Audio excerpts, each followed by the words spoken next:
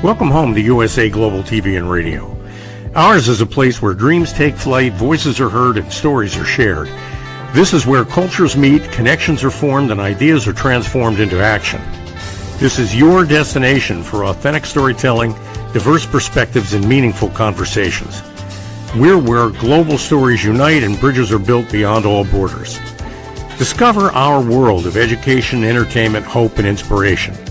Together, we're building bridges worldwide. Subscribe to our USA Global TV channel and download our USA Global TV app. Be our guest or join our team. Visit usaglobaltv.com. With heartfelt thanks to our executive producer, Dr. Jacqueline Kerbeck, music scored by Yifei Tang from Cloud Road Music, creative direction by Paul Garcia, and I'm Al Cini, and I'm very proud to be part of the USA Global TV and Radio family. So join us here at USA Global TV and Radio. Make us your home for global connection. All rights reserved. This video and its contents are the exclusive property of USA Global TV and Radio. Unauthorized use, duplication, or redistribution in any form is strictly prohibited. Thank you for being a part of our global community. Let's inspire together. Howdy, Rod O'Loughlin here. We're on the Wise Ones on the USA Global TV and Radio Network. My middle show of the day, I just got finished a show called the Corner Bookstore. We're on the Wise Ones now, and immediately following the show, I'll be doing Talking Heads. And my topic today is on Parkinson's, the causes, the triggers, the prevention, a lot of things dealing with Parkinson's. When I'm not doing TV shows, I research the human body at the cellular level, chemically speaking. I fell in love with chemistry back in high school before I met my wife. Actually, I've been married 57 years.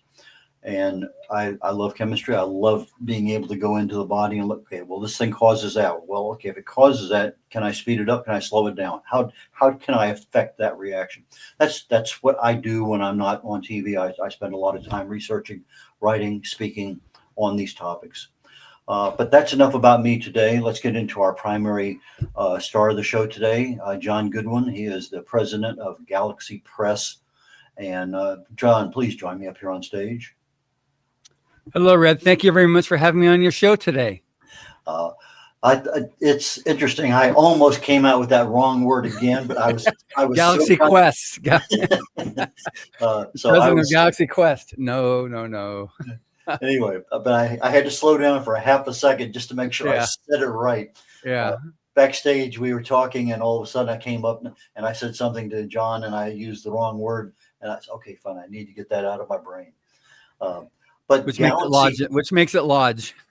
But Galaxy Press has been around longer than Galaxy Quest. Is that correct?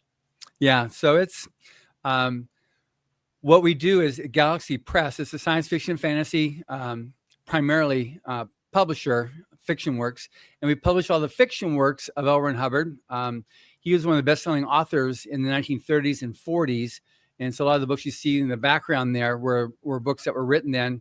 In 1982, came out again with a book called Battlefield Earth, which has been on the New York Times bestseller list for when it first came out 9 weeks, and then went back on again. And it's been a very successful. It's one of those hero's journey stories, which is age appropriate from 13 on up. And then what happened in 1983 was a contest started called Writers of the Future. And just earlier this year, we released volume 41, which is the 41st year. And it's a international writing and art competition, which we just this past week, I got gold award for the best anthology from the New York City Big Book Award. That's our second gold award we got for this book so far this year. But it's an opportunity for new writers and new artists to get that break. It's competition. If anybody listening here is an aspiring writer or artist, I really encourage you to check out the contest. It's at writersofthefuture.com, but it's free to enter. It's judged blind. So the judges that we have are themselves international best-selling authors and world-renowned artists. And all they see is your art that you submitted or the story and a number. So they have no idea if you're male, female, nationality, ethnic, anything. And so only the best of the best are the ones that win. A lot of today's top writers and artists actually got their start from this contest because it's been going on now for over 4 decades. So that's one of our pride projects that we do every year. And like I said, this year we're exceptionally excited because we break 1,000. So we will have introduced 1,000 people by publishing them in Writers of the Future over the 41 years. And this will be 42 years. And nobody's done that before. This is the first time that somebody's done that much to put amazing talent into the world of science fiction and fantasy. And right now, it's also it's a big deal because you've got so much competition. There's over 3 million books published a year. That's a lot of books. So how do you get your story? How do you get your novel heard? And so one of the best ways, and it's recognized by other editors, is winning this contest. But now, because it is so popular, we have thousands of entries every quarter between writers and artists, that even when you get an honorable mention, that's no longer a reject. That's you won honorable mention, which is the top 10%, which editors and publishers know. So we know that the publisher and editors at Tor and at Bain Books and other publishing houses will read the book to find out who they want to be able to research and reach out to publish them. So we're very excited about that. Okay, so L. Ron Hubbard passed away in 1986. He was correct. 70 some years old. And Galaxy Quest, from at least my initial research, showed that you started up about 1986 as a company. No coincidence. It just sort of happened.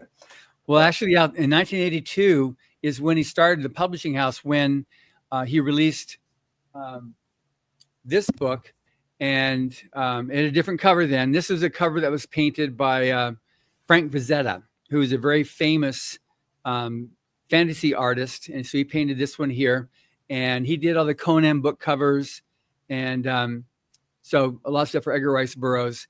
But anyway, so when he released this book, that's when he started his other publishing ventures to be able to get them being done. So we started then. The first incarnation was called Bridge Publications, and then in 2002, Galaxy Press was created, and I was asked to start that up. So I've been the president of Galaxy Press since 2002 when it started, and I originally joined the publisher in '86. So I've been involved with publishing since 1986. Okay, so you are involved with it. Have you actually published any of your own books? No, I've published about 500 press releases. I do a lot of publicity and articles, and I've been on multiple boards. I've been on the Audio Publishers Association, so I was on there for like 5 years pre-pandemic, and been involved with the Science Fiction Writers of America, Mystery Writers of America, Western Writers of America, just trying to do stuff. The main thing I do is with Writers of the Future, trying to encourage writers. So I'm more into how can I help other writers. I go to conventions, I'm on panels, much as what you do, with how you like to further the information you have to be able to help others with your knowledge of chemistry. With my knowledge of publishing, I like to help other writers. Like some people, I want to go traditional, which is where you go to the big publishing houses and you sell your book. They give you a commission, a royalty payment advance, and then it sells. And you get hopefully your next contract. But there's also self-publishing and indie publishing. Self is where you just do it all yourself. You upload to Amazon, or there's half a dozen different formats you can do, and they're all work good. If you're willing to do the hustle, it's probably the better way to go, because your percentage, you'll make closer to 80% or 90% of your sales, whereas if you go via the traditional route, you're going to get 10 to 15%.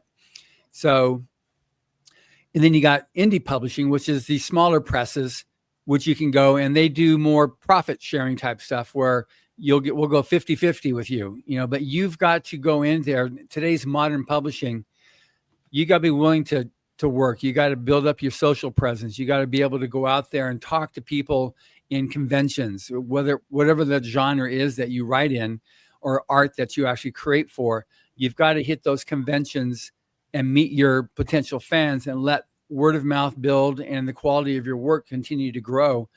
And I do a lot of that instead, and I do a lot of press releases, publicity, like I said, articles. I've got a podcast that address that. So that's what I like to do, and that's like my contribution to the genres. I have a good friend of mine here in the Houston area who had some pretty good stories about Vietnam when he was over there. And he wanted traditional, that he was not willing to accept anything else. And for years, everything looked good. And then all of a sudden, it fell through. And then he was, okay, I'm still going to, he ended up with Texas Tech because of their publishing of a lot of stuff from Vietnam. And he's been pretty happy with that. The book's been out doing pretty well. That's great. Last Friday, I was at an event, and a guy has been doing research for the last 20 some years on a particular Ranger battle that he has unbelievable amount of information published by LSU, Louisiana State University. And so I guess the indie publishers can be a university, they can be an independent, they can be just about anything. University publishers pretty much are like the indie category. And it's just, if, like I said, if you're willing to do the work, and the thing about indie publishers is they're understaffed, overworked. And so if you go there as an author and help out and say, okay, I'm going to contribute to the motion here, they're going to love you. And if you got a good story, a good book, a good research on it, and they're going to really support you. Because if you're there, not like leaning on them, but saying, okay, I'm up with you, I'm shoulder to shoulder with you, it makes a world of difference in that world of publishing. With traditional publishing, it's also getting more and more that, okay, what can you bring to the party? And some things that I really encourage writers is like, if you write a good book, that's great. It does not give you license to be a jerk. It doesn't give you a license to have bad manners. It doesn't give you license to just turn it over to somebody else to just do everything for you and expect that it's going to be everything you want. You know, if you want it to be a success, you got to be willing to go in there and make it a success. There's a lot of tools in there how to do it. You know, there's great shows like yours and others that will help an author to be able to get their face in front of potential readers. But times have changed from what it was like in the 80s and 90s. And you've got to grow with that. If, you know, the percentage of those that make it just like, I'm going to write a book and just, that's all I do is write books. That percentile is so small. It's way less than 1%. Like I said, 3 million books, you know, so how much do you want to get your book out there? If you just want to say I wrote a book, okay, cool. That's fine. You wrote a book. But if you're going to go out there and get it known by people, it entails more work. Okay. So let's say that you come across an author, they've been self-published for a while. They got a dozen, 2 dozen books, doesn't matter, but they got more than a few. And they say, I want to be a New York Times bestselling author. How do I do that? So you search the crevices of your brain and you come up and you say, you got to do these 3 things or whatever. What does it really take to separate somebody who's a self-publisher to get recognized by, you know, Wall Street Journal, New York Times, somebody beyond Amazon? Sure. Well, I mean, one thing too, just, you know, it's Amazon is everybody's favorite name to disparage, but they're also, I think, 70% of the book market. So there's a lot to be said for doing well with Amazon. I've had several guests on who make 7 figures a year through Amazon as a self-published author through Amazon. So it is possible to do it, and they do quite well with it. I'm very happy with it. The way you do is if you have to be noticed, the publishing houses will look to see, okay, so you seem to be doing well. You're getting a lot of attention. They scan through social media. They look at bestseller lists. They look at, you know, Amazon lists. Who's ranking up there on the different categories? Because you just go there and look, and you can see the top 10, top 20, and say, okay, let's track this guy here. How's he doing? And then they'll reach out to you.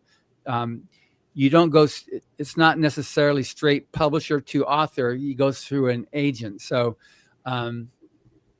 One way to get to meet agents is going to conventions and meeting them where they attend.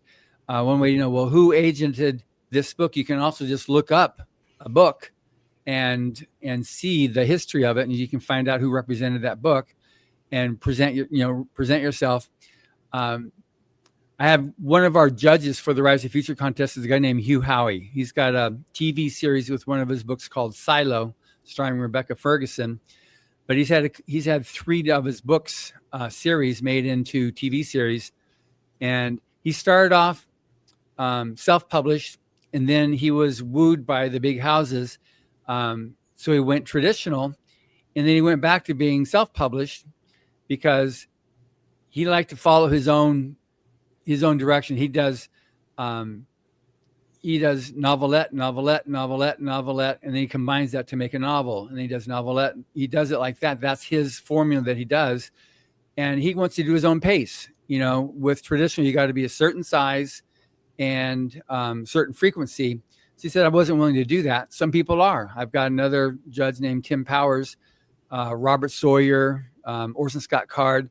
They like the traditional, but there's well-established authors right now that when they write their book and they send it in, they get, their check, and that everything else is take care, and they just do their next book.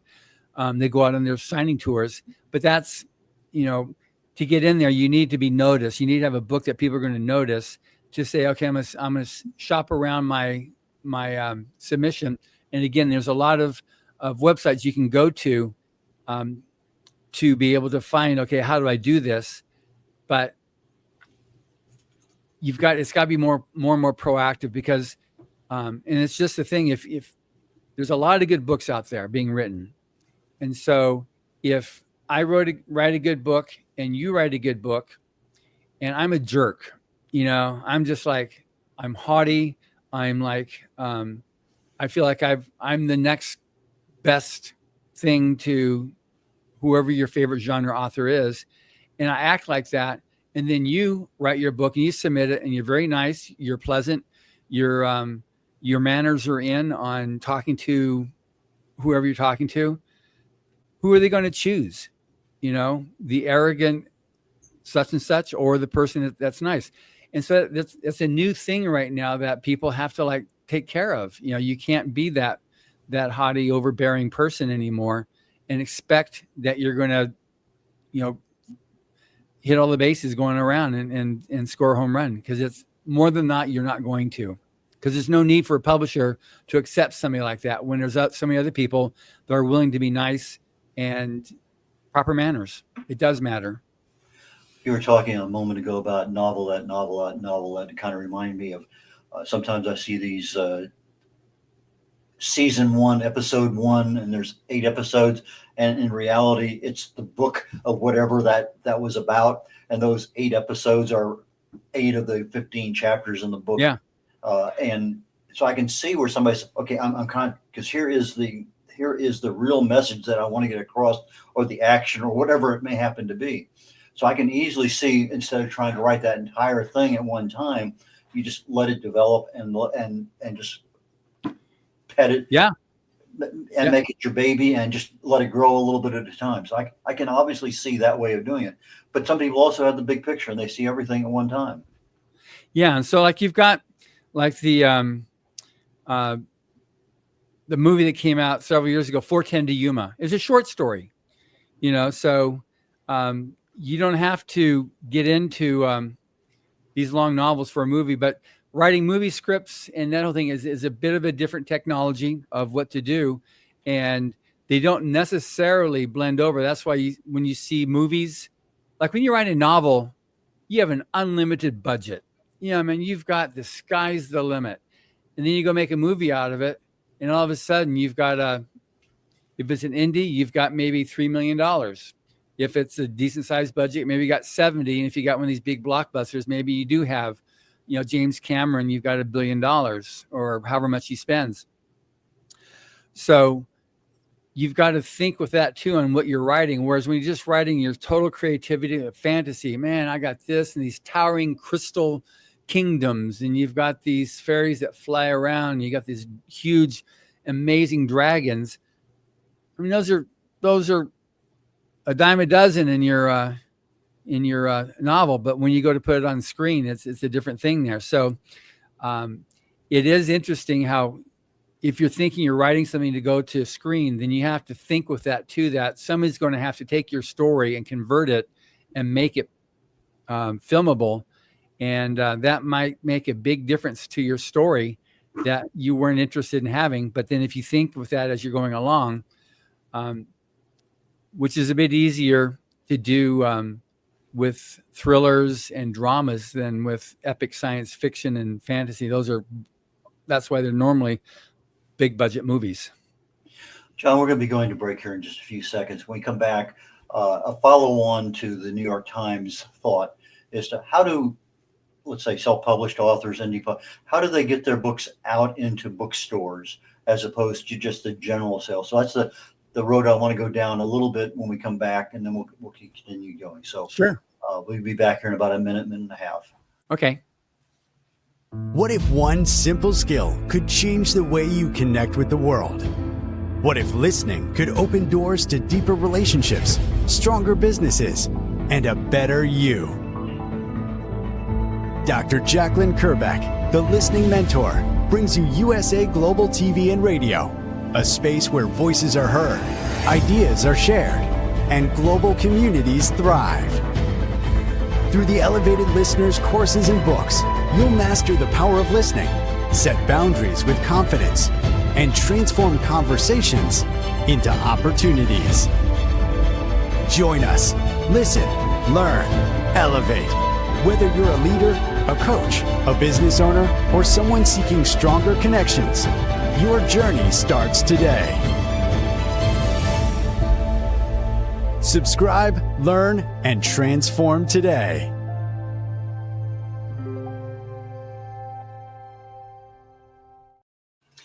Welcome back to the Wise Ones. I'm Rhoda Laughlin here on the USA Global TV and Radio Network. And the gentleman to my left, John Goodwin, is president of Galaxy Press, and he is our star today on our show. And he's going to tell us, how do we get our books into bookstores? Authors, that's always been a fascinating question for me. Some are more successful than others, but it seems like most of the time we fail. Yeah. So it's interesting. Some people, when they become an author, they go, all I want is to see my face on the cover of the Rolling Stone. So the equivalent of that is they want to see their book in a Barnes and Noble. They want to see their book in a Books a Million, that type of thing. And that's a definite, you got to be willing, if you're going to go, traditional, they will put you in those stores. Now that's a double-edged sword. So it goes into stores. It's got to sell in those stores because they have a shelf life. If the average book is maybe a month. And so in that 1 month, if it sells, they'll reorder. If it doesn't sell, and if it has to sell in the chain, not just in that bookstore. So you can put it out there and then you come back and you get a bunch of returns, and, you have your photo op with your book, with the bookseller there in your bookstore, and that's good. It requires good books and persistence on that. I remember working with one of my judges. Kevin Anderson is his name. I've following him since the beginning of his career. He's the one that right now co-authors all the Dune books and he's the executive producer of the Dune movies. He's published almost 200 different novels now, very, very successful. At the beginning, he used to call me and say, John, I'm going to be in Pasadena, which is a city next to Los Angeles, and I'm going to be at a store called Romans. Can you make sure there's some people there? Because this is the beginning. He was there with Brian Herbert. I mean, this is Dune, for crying out loud. But it was at that point, the beginning of his career. And so I would bring in van loads of people so he'd have a good audience there. It was legitimate. They bought books, but I made sure that it was a well-attended event. When he used to go to conventions, you'd see him walking up and down the aisles, having 2 boxes of books under his arms that he'd take to his various book signings. Now it's a whole different scene. He's got lines that wrap around to see him. So he's grown. It's been like multiple decades. He's got New York Times bestsellers. He's got the Guinness World Record for the biggest, most successful book signing. That was with a book that we did with him. And so you're going to, if you're willing to do that hustle, then you can do that. one thing you can do as a start thing is if you're going to be an indie publisher, which is fine. That means you just need to have, for a bookstore to order your book, you need to have an ISBN. So that's an International Standards Book Number. And that's the little number you'll see on the right above the barcode at the back of the book. And they need that in order to be able to scan it into their system. So if you have a local bookstore that you frequent, whether it's a Barnes and Noble or a Books A Million or J&J bookstores or whatever it is, you can go there. And if you know the manager, because you've been your bookstore for how many years, and say, I got a book coming out. Can you please order it and I'll do a book event, a book signing. And more than often than not, they will, because they want to encourage the local authors. And one of the things that local authors can do, they can help support their local indie bookstore. So that's an absolute surefire way to get your books into a bookstore. Now, to make it as a national distribution, this is where word of mouth kicks in. You need to have that bookstore manager go, wow, that was pretty good. I'm surprised. Then you can go to another one, say, well, can you help me get into this store? And then they will help you, because they want to encourage writers as well. That's their business, is book sales. So they like working with authors. So that's the way that you can actually go. The other thing you can do is when you self-publish through Amazon, you get your books into Amazon, and that's all it is. You can do the print on demand, or mostly it's the ebooks. There are other programs. One of them is through Ingram. Now, Ingram is the biggest distributor in the world, and if you go through Ingram, you can do a self-publishing thing through them. They can get books into bookstores. So Ingram can actually do that. That's part of it, because they distribute to bookstores. They're the main distributor that gets books into bookstores. So you can work through them as well to get your books into, the chains, various indies and stuff like that. So that is a solution for you to get your books into bookstores. And then you can get it there, and you can get your picture with your book in a bookstore. I remember back when, a long time ago, Hunt for Red October came out, and Tom Clancy was a fairly unknown at that time, but Yep. He was upset because what he wrote didn't actually occur in the movie. There's a lot of interpretive stuff, and you kind of expect that the book is the focus. But I remember Tom Wolfe came out with The Right Stuff about NASA, and I read that book, and it seemed like that was absolutely one page per. The movie was so close to that book, it was unbelievable. So that just having a book as a movie, sometimes it's very realistic and follows, sometimes it doesn't. Yeah, we had a book that came out, Battlefield Earth. It was made into a movie in 2000, and mixed reviews. But the thing is like, when you give a book over to Hollywood's going to do whatever they're going to do, and it'd be different now. 25 years later, the guy that actually financed the movie said it was the most successful movie financially he ever did. But the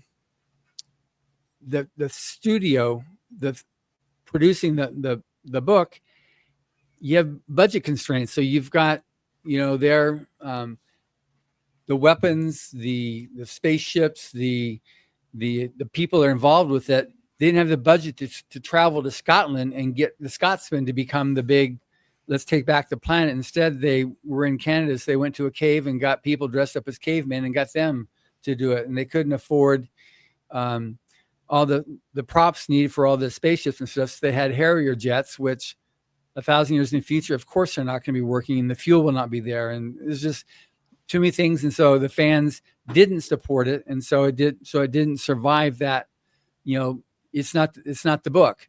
And I mean, I remember seeing the first 2 or 3 incarnations of Dune before the last one came out, and I didn't like it at all. It was like, that's not the book. That's not what I remember. That's, so you've got that happening. And so that's something that you've got to realize. Once you turn over to Hollywood's going to, and you got your screenwriters, and they got to justify their insane payroll. So they're going to change, and they're going to say, well, okay, he needs to be married to a gorilla. Said there's no gorillas in the book. Well, put it there. It's like, it's silly what they do, but that's what they'll do to justify their existence. And So it's unfortunate, but that's what you run into when you then face Hollywood. Yeah. I've seen some where they have extra romance. It's not in the book, but it's there for the audience of the movie. So it is what it is. But you were talking at the very beginning of the show about writers and illustrators of the future. And you're coming up on the 42nd anniversary of that and 1,000. Let's go down that road for a minute or two, because that's something that can really and truly help authors. But one little niche that kind of is out there, but how do you handle AI when you're evaluating an anonymous illustration or work that is a manuscript? Well, fortunately, I mean, we've got it in our rules, no AI allowed, no AI storytelling or AI art. And it gets into, people try to force everything into the gray zone, saying, okay, look at, well, you use Photoshop, that's AI now. Well, if you use it as a tool to be able to enhance something, that's one thing as compared to creating the painting, so you get people try to force that issue to make it something that's not, and that's not, I've seen people, their creative process is prompts. And so that's not creative process. So when you have AI art, fortunately, there's still AI programs that can detect AI created art. So as long as we have that, we can stay one step ahead. The other thing we do as well, if we suspect something is AI and the guy's not being straight with us, we'll say, okay, show us the layered files. So when you create art, you start off with the sketch and then you do this, and each step of the way, a copy is made. So show me your layered files so you can see all the steps of creativity that went into that piece of art. And if they can do that, then you're good. If they can't do that, then say, okay, sorry. We're just not interested in the contests are to be able to support creatives, and a creative is someone that can actually, on their own cognizance and interest and creativity mentally, put together a story and see it through. If you can use Grammarly to make sure your punctuation is okay, awesome. That's fine, because you'll get booted if your punctuation is bad. And if you have, if you violate tense and number and all that stuff in grammar, you can get help with that. But the story creation itself, you've got to be the one that creates it. And the art, you've got to be the one that creates it. Our judges right now in the level of the storytelling, stories is really easy to see when it's AI, because they're really bad. AI stories. I've heard stories, oh yeah, it's awesome. No, it isn't. For my podcast, I read a book a week. And our judges are very well read, and they themselves are New York Times bestsellers. So they can tell when something is created versus reassembled from something else. But the art, our judges that we have as illustrators are themselves the main drivers of cover art, of oil paintings, of structure within illustration. And they say, no, that's not right. That's not how it looks. They look it down even to the brush strokes. See, there's no brush strokes there. Or if it's a quote unquote a painting. So they look at various things that that will show still right now. And I realize that AI is growing at it's the curve is like going very, very steep as it improves in its quality. Maybe at some point it's going to be there, but right now, the whole subject of that, the spirit of humanity is the thing that creates and has the ability to do that. And a machine just does not have that. As much as the people that make the machines want to think, no, it's a real person. It can be made into a real person. It can be made sentient. I'm sorry. It's just, it ain't so. It can get really good, but it can beat me in chess. Okay, I'm happy. I'm happy for you. Yeah, I use AI because I write how-to books, Yeah. And so I'm diving into the human body. I need something that tells me what's going on. And the better prompt that I can tell AI what I want. I got some really powerful ones right now that just super exponential, and I can get what I need. But then I get it, and okay, fine. This enzyme does that. Then I need to go do my own due diligence and my own research to say, how can I put this in a 7th grade level so people can understand it and also be able to be the fact that, okay, this actually happens. So I have some level of credibility with what I'm talking about. And so there's things that I can do with AI because I use it as a tool, but not to do my writing. Same thing with cover designs. I have some authors that I've worked with that I give AI. Here's what the author wants. Here's 5 covers, John. Which one do you like? You like B and C? Okay, fine. Then we can take B and C and then work with the designer to get exactly what you want. So I think it's a good tool, but not necessarily in the world that you're in, where you're writing stories and things like that. There's just a major mismatch of the technology, I think, right now. Yeah, for sure. And that's something that's just the purpose of our contest is discover new creatives. That's what it's about, and so it's a different purpose. And there's always something. As soon as you say you can't use AI, somebody's going to try to game it. That's just the nature of those creative people. So with that, we just got to be smart and be able to recognize that. And so that when they come out, because we fly them out to Hollywood for a week-long workshop on how to master their art or their writing. And so it doesn't work if the way they won is by doing a prompt, because they're not going to get anything out of the workshop. And they're going to be an embarrassment to themselves and to us. Okay, one last question before I turn it over to you to tell people how to get in touch with you. Is that you're the president of the Hollywood Christmas Parade? Yes. Give me 30 seconds. What's going on with the Hollywood Christmas Parade? So I'm having a meeting on Monday with the owner of the parade. We're going over what we're doing. I've got various people. I went to a recent event, and so I had about half a dozen of the LA City Council members. I like to be in the parade. And I met with the sheriff, the LA sheriff, invited him. He's such a nice man. So I invited him. He wants to be in it. It's the biggest celebration that's available to everybody. It's free to observe. And so in Hollywood, people don't realize, you think of the glitz and glamour, but what it is there's a lot of hardworking people that are not the glitz and glamour people. They're outside of Hollywood. So the people that keep it afloat are hardworking folks. So we want to be able to provide something they can all get. It's been fortunately turned into the biggest holiday special, because it takes place on the Sunday after Thanksgiving, and it then runs as a holiday special in the middle of December. And it's like I said, it's the biggest one that the CW network has. So it's something that celebrates the holiday season. And what's really good in LA, what I do it for, because it's not political, and it's so divided here in Hollywood. So it's not political, it's not religious. It's just about celebrating the season. So we've got Christianity, we got Judaism, we've got Muslim, we got every religion is represented there to be able to just enjoy each other, the community, and that's what that's about. And so that takes place on the 30th of November. Okay. How do people get in touch with you, John? Well, they can find me on my Facebook page. It's John Goodwin ASI. ASI stands for Author Services Inc., but ASI, I'm also the president of ASI, which is the literary agency for L. Ron Hubbard. So John Goodwin ASI is my Facebook page. My webpage is galaxypress.com. I'm a publisher. I have lots of amazing books I recommend you check out.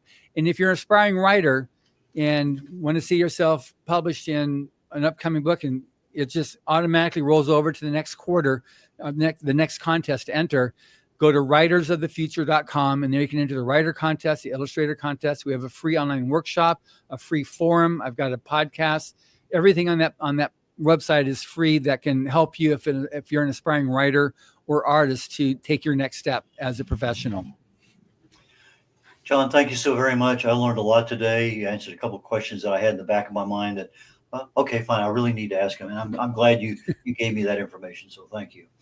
And I actually look forward to our next visit. It's going to be down the future, I'm sure. I know you're headed off to Salt Lake City here for a big event coming up in a week. I wish you the best of time there. And with that, I'm going to bid you adieu, and I'm going to close out the show. Thank you very much, Red. Very, very much appreciated this. Take care.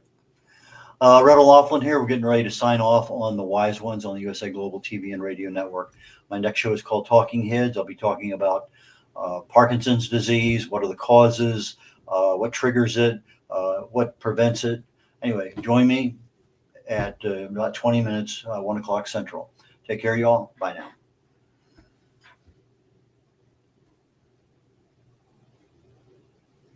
Thank you, viewers and listeners of USA Global TV and Radio, for joining us today. We're honoured to have your time and attention as part of our global community. At USA Global TV and Radio, we believe in the power of authentic conversations, meaningful connections, and creating a world of possibilities together. Want to be part of something bigger? Join our team of elevated listeners at usaglobaltv.com, a space where your voice matters and your ability to listen transforms relationships. Stay connected with us across all our platforms for thought-provoking discussions, expert insights, and empowering stories. Subscribe to our channels at youtube.com/c/USA-Global-TV. Follow us on social media and explore the endless opportunities we're creating for growth, learning, and inspiration. Together, we're not just broadcasting, we're building bridges and changing lives one conversation at a time. For inquiries, contact us at info@usaglobaltv.com. Music by Johnny Dyes. Produced by Executive Producer and Director Dr. Jacqueline Kerbeck. Voiceover by Mike Porter. Creative Direction by Paul Garcia. All rights reserved. Copyright 2025. Visit usaglobaltv.com to view our full terms and conditions.